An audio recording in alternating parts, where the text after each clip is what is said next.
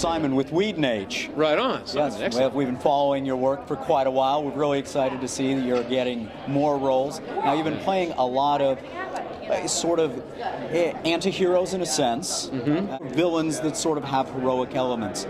Would you say that that's something that you're drawn to? Is that something that comes out of your own personality? No, I think that I think that good villains are three-dimensional. Like like say in Shakespeare, there are no villains.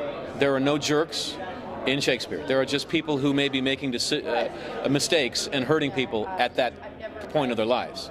And I think that those are the best villains, actually.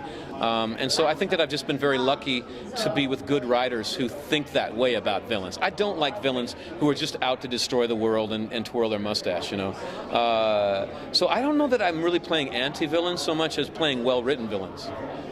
Now, this new character of yours, what is going to be the general arc of his development? Oh, dude, I'm so in the dark. I don't know. They tell me exactly how much Joss told me, which Joss told me about 5 minutes before we went to set what was going to happen. Is that right? I have to take my clothes off? What? Yeah.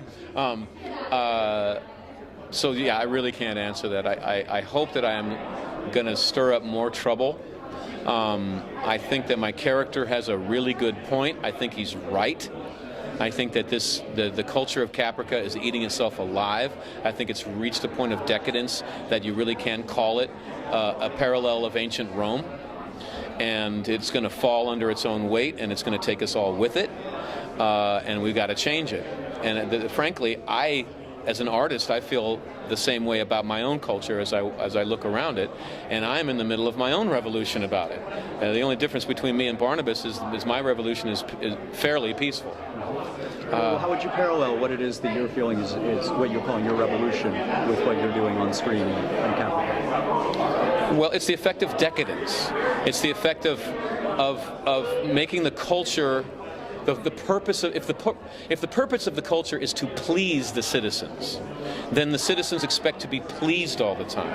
And in order to keep getting, if you're going to be passive as you're getting pleased, and you're not going to please yourself by getting out into the world and trying to get things done, and you're just going to sit back and let other people massage you and show you pretty pictures and stuff, then with each passing year, you're going to have to get prettier pictures. And if you like watching people punch each other, they're going to have to punch each other harder next year. And it keeps rolling until you're at the Coliseum watching people being fed, literally little children being fed to lions, and you're clapping and eating nuts.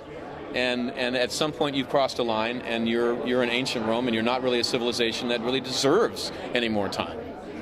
Thanks so much, James. Yeah. We're wrapping it up. Could you say a quick hello out to WhedonAge? Hey, this is James Marsters. Check out WhedonAge. Don't fail me.